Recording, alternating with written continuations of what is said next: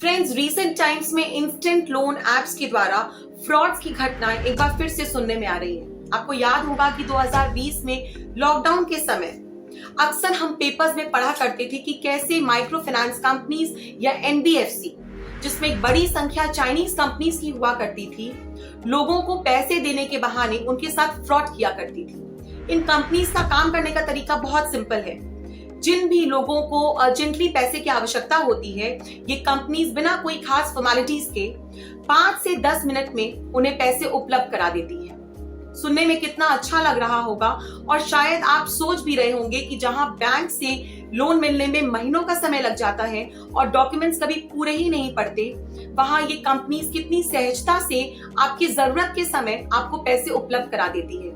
काश इन कंपनीज के बारे में आपको पहले जानकारी मिल जाती तो जिंदगी कितनी आसान हो जाती। मगर दोस्तों, असली खेल तो यहीं से शुरू होता है। ये माइक्रो फाइनेंस कंपनीज या एनबीएफसी, जो कि मोस्टली अनरजिस्टर्ड है और आरबीआई की गाइडलाइंस तक फॉलो नहीं करती हैं, असल में लोगों को इंस्टेंट लोन देने के आड़ में उनके साथ फ्रॉड करती हैं।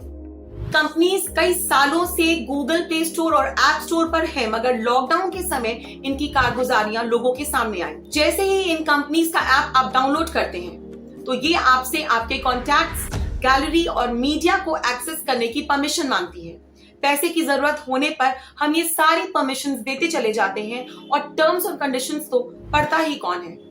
इसके बाद आपको आपका आधार, पैन, बैंक डिटेल्स और अपनी एक सेल्फी ऐप पर अपलोड करनी होती है, और फिर क्या, बस 5 से 10 मिनट में आपके अकाउंट्स में पैसे ट्रांसफर हो जाते हैं।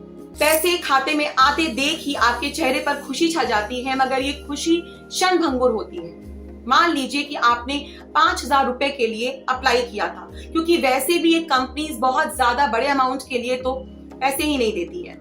तो अगर आपने 5,000 रुपए के लिए अप्लाई किया था तो प्रोसेसिंग फीस और गेटवे चार्जेस के नाम पर ये कंपनीज मिनिमम 25% काट कर आपको पेमेंट करती है। तो 5,000 की जगह ज्यादा से ज्यादा आपको 3700 से 3800 रुपए मिलते हैं। ये लोन मोस्टली 7 से 15 दिनों तक के लिए दिए जाते हैं और रेट ऑफ इंटरेस्ट इतने हाई रखे जाते हैं कि सुनकर आपका माथा चकरा जाएगा। ये रेट ऑफ इंटरेस्ट 35 से 60% तक होता है और कभी कभी ये 500% तक भी चला जाता है। तो जो लोन 5,000 का था वो हफ्ते भर से 15 दिनों में 7,000 तक का हो जाता है, क्योंकि ये companies rate of interest daily basis के हिसाब से कैलकुलेट करती है। और मान लीजिए कि अगर आप 15 दिनों में लोन रिपे नहीं कर पाते हैं तो आप पर पेनल्टी चार्जेस भी एप्लीकेबल होते हैं। तो जो लोन ओरिजिनली 5,000 का था वो देखते ही देखते 20 से 30,000 तक का हो जाता है, और आप ये जानते हुए भी कि आपके साथ फ्रॉड किया जा रहा है, ज्यादा कुछ नहीं कर पाते हैं और खुद को हेल्पलेस महसूस करते हैं।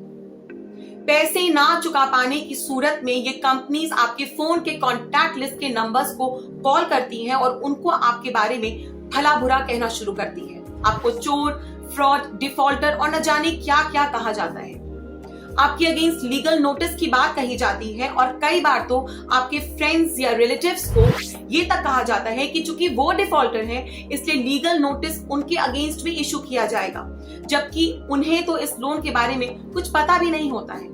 इसका नतीजा ये होता है कि बेवजह ही आपके रिलेटिव्स के साथ आपके संबंध खराब हो जाते हैं, क्योंकि उन्हें ऐसा लगता है कि आपने उनके साथ गलत किया है, जबकि हकीकत में आपने ऐसा कुछ भी नहीं किया होता है। ये सब इन कंपनीज की चाल होती है कि आपको आपके रिलेटिव्स के सामने बेइज्जत किया जाए, जिससे परेशान होकर आप उनके पैसे लौटा दें। इस गोरख धंधे में वो महिलाओं तक को नहीं छोड़ते हैं। महिलाओं के साथ वो कलरफुल वर्ड्स का यूज करते हैं और उन्हें धमकी दी जाती है कि अगर उन्होंने पैसे नहीं चुकाए तो वो उनकी फोटोज मॉर्फ करेंगे और उनके रिलेटिव्स को भेज देंगे, और इन सब के लिए वो खुद ही जिम्मेदार होंगे। फ्रेंड्स, अगर आप सोच रहे होंगे कि क्या वाकई ऐसा कुछ होता है, तो मेरा जवाब है हाँ, ऐसा होता है और कई लोगों के साथ ऐसा हो चुका है। और कुछ लोग जो ये बेइज्जती और बदनामी बर्दाश्त नहीं कर पाए, उन्होंने सुसाइड कर लिया। तो ऐसे में सवाल ये उठता है कि इनसे बचा कैसे जाए। सबसे पहले तो आप इस तरह का कोई भी ऐप अपने मोबाइल फोन में डाउनलोड ही ना करें। और अगर करना ही है तो डाउनलोड करने से पहले अबाउट दिस ऐप फीचर में जाकर ये चेक जरूर कर लें कि क्या उस कंपनी का कोई हेल्पलाइन नंबर, ईमेल आईडी और एड्रेस है भी कि नहीं। अगर उस कंपनी का केवल ईमेल आईडी है तो कंफर्म मान लीजिए कि कंपनी फ्रॉड है।